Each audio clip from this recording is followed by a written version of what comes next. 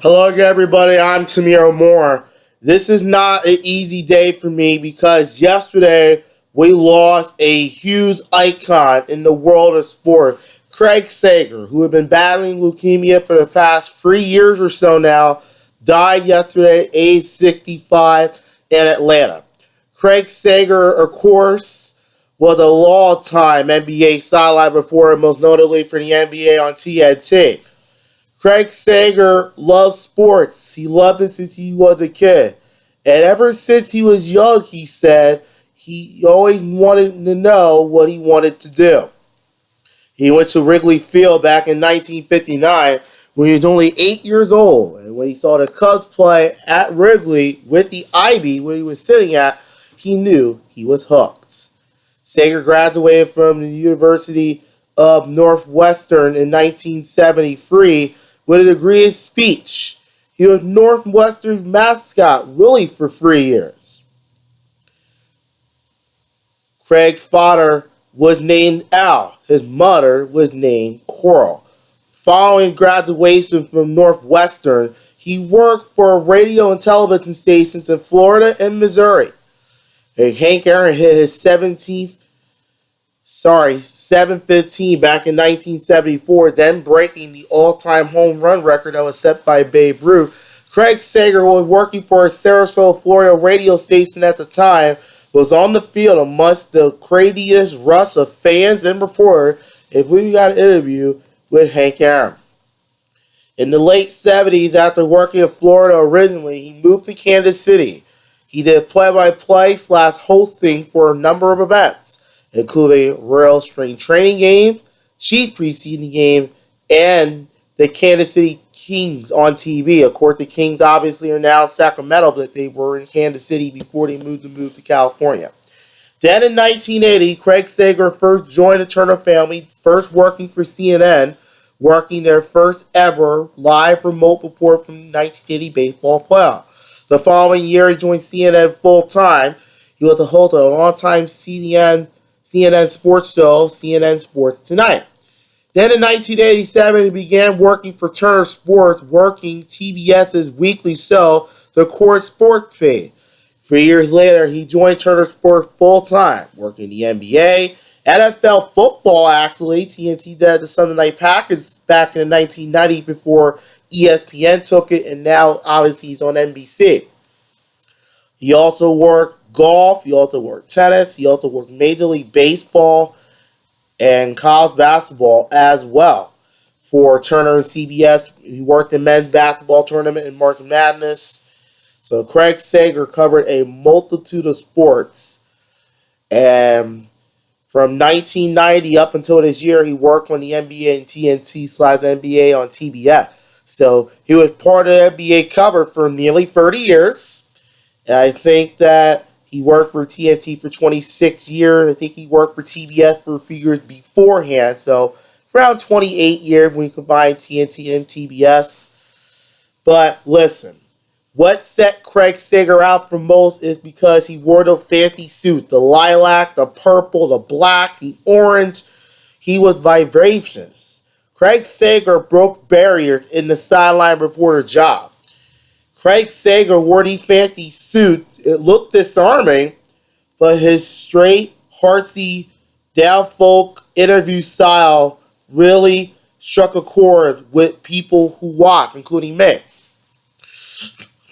By the way, Craig Sager was the one that got me into this business, and I actually want to thank him personally. I think he deserved a great deal of gratitude for helping me getting into commentating, and that's why I enjoy it so much, because when I was a little kid, Craig Sager was doing the All-Star game in Washington, D.C. or Philadelphia in the early 2000s.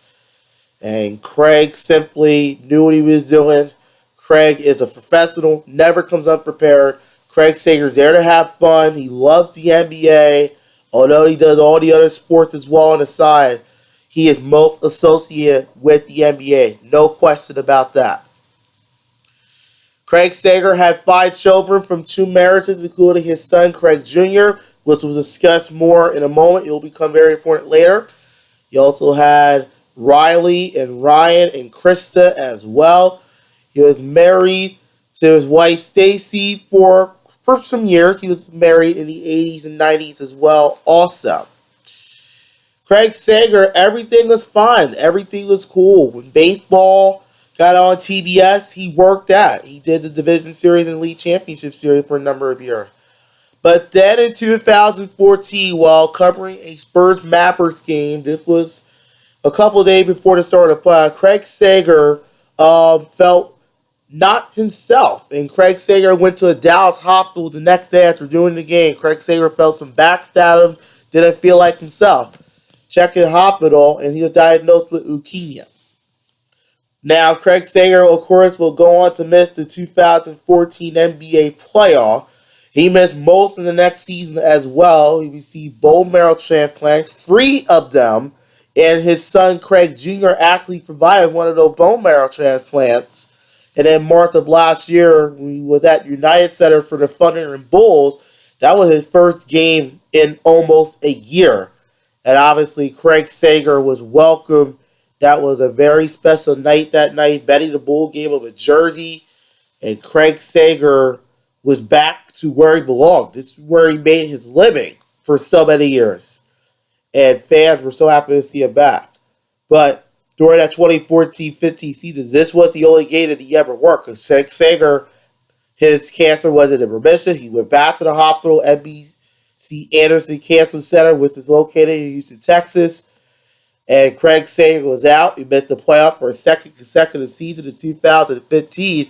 And then, October of last year, when last season started, Craig Sager, for the first time in nearly 3 years, did a full season of games, right? He was healthy enough to travel so much, and he had to get chemotherapy and then go on a plane to do the NBA game. And obviously, Craig Sager, toward the end of his career, turned out didn't wear loafers or regular shoes. He had to wear Nike shoes that was specifically designed because his feet began to get swollen with all the chemotherapy. You know, the fancy suits he wanted to wear, but he had to wear sneakers in the back end of the career. But the fancy suit and the ties definitely continued. Last season, worked a full scheduled game. He did the playoffs. He did Cavs Pistons in the first round. Didn't know what he did in the second playoff round, but he did do Thunder Warriors in the conference final. And I thought this was really cool. In June of this year, Craig Sager, who was long career, never covered an NBA Finals game, got the chance to cover Game 6 between Cleveland and Golden State. As you know, of course, Cleveland was down 3-1. They became the first team in NBA history to ever come back from a 3-1 deficit to win in 7 games.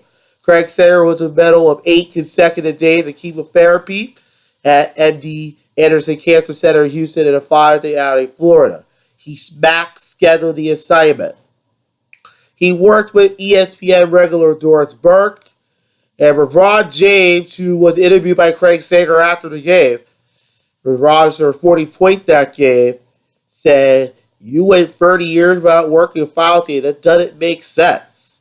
And Craig will also say, "Thank you, LeBron." Of course, Craig Sager made his final televised appearance in July at the ESPYs in Los Angeles, and Vice President Joe Biden gave him the Jimmy B Award for perseverance, and I believe there is no other person this year that deserved that award more than Craig. Because Craig, he fought this thing head on every single day. And I believe that Craig Sager really showed us that despite the illness that I'm dealing with, I can still go to work. I can still do what made me famous. Many people will simply step away for a while. What treatments can you get so you can get back out there? But Craig Sager didn't care. Craig was out that sideline as soon as possible. He's on to the next game. Craig had chemotherapy the night before he did a game, for example, Thunder and Rockets, and there he is the next night working the game. But he simply just had it. And obviously, he gave an empty speech 5 months ago, and now we're in December 15th, and Craig Sager has obviously passed away. 2016, as you know, of course, folks, has been a tough year We lost great sports legends in the year 2016. We lost Otto Palmer and Muhammad Ali. All right. Those are two very difficult deaths. Muhammad Ali, the famous boxer with more captains claim, changed his name because of the civil rights movement of the 60s and 70s. And Arnold Palmer, one of the most experienced professional golfers that you'll ever find in this world. 2016 has been a tough year. Sports people, everyone's simply passing away now. It's kind of sad, but it's happening this way.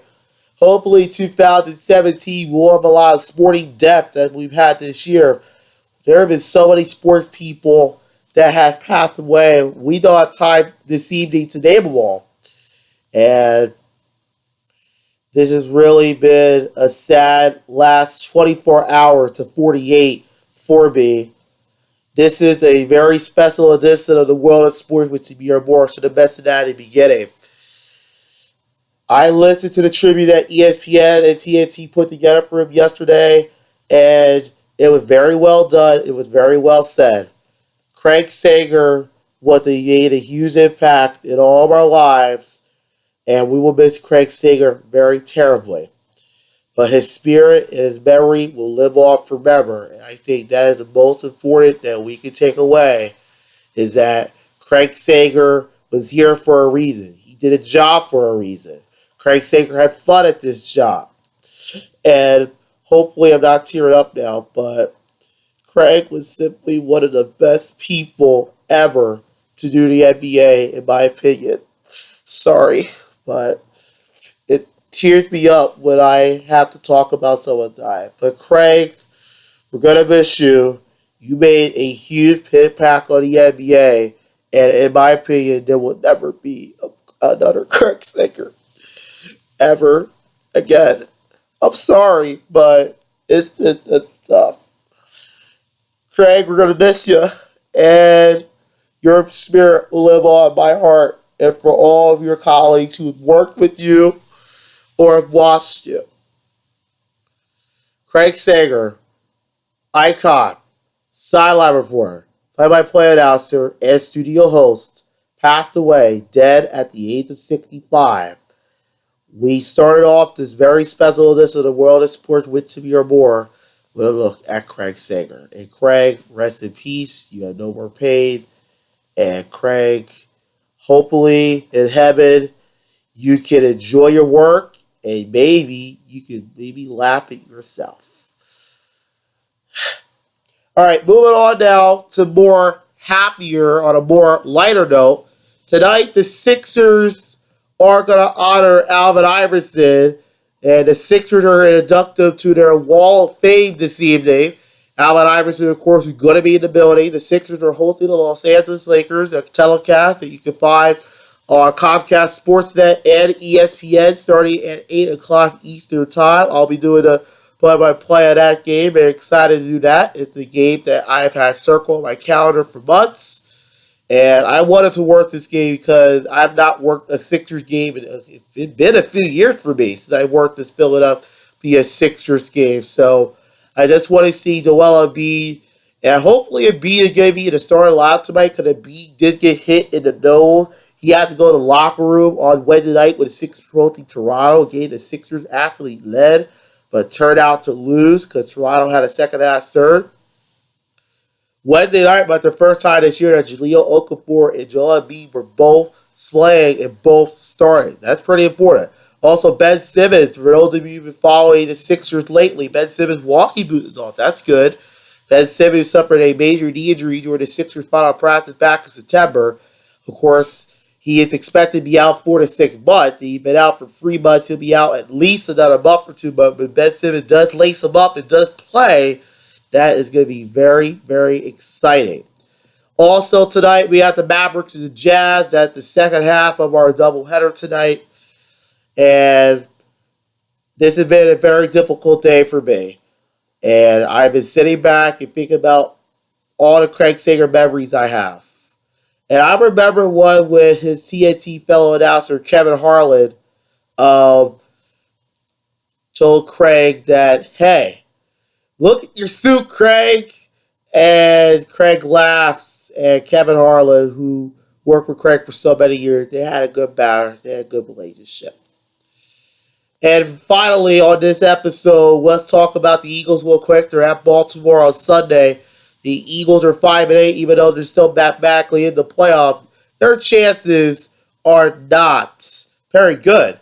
But they could play spoiler. The Eagles have a lot to do. Derek Sproles could play. Brett Stellick, all reports are that he is going to play outside. Dora Boss is out for the year, so the Eagles have to get a different law snapper. Let's see if the Eagles can at least finish the season strong, though. That 3-0 start seems like a finger to pass now because they have now lost 8 of their last 10 games. So, for those of you who are joining us late, this is a very special edition of the World of Sports with Tamir Moore. We started off at the top talking about the late Craig Sager, who died yesterday at the age of 65 after battling leukemia for the past 2 seasons. Then we talked about the Lakers and Sixers tonight. And then we concluded with the Eagles and the Ravens Sunday, 1 o'clock Eastern on Fox. Baltimore 8-5. Cooler game for them because they have to pretty much win out. They went a shot in the AFC North because Pittsburgh is a tough team, as we all know. And the Steelers can give a possible run for their money. And before we leave, don't you notice this blue thing right here? I did a project in my AP Bio class. We tie-dye shirt, and you can take a look here. It looks beautiful, doesn't it? It looks nice and tie-dyed. We started this on Tuesday. We continued on Wednesday. Dr. Scott, who's my teacher, had to put them in hot water and cool them off. And today we took our pictures. Sorry. They look pretty cool. This concludes this edition of the World of Sports with Tamir Moore. Thank you so much for being with us. This is Tamir Moore. Have a great weekend. Have a good night. And we'll see you next time.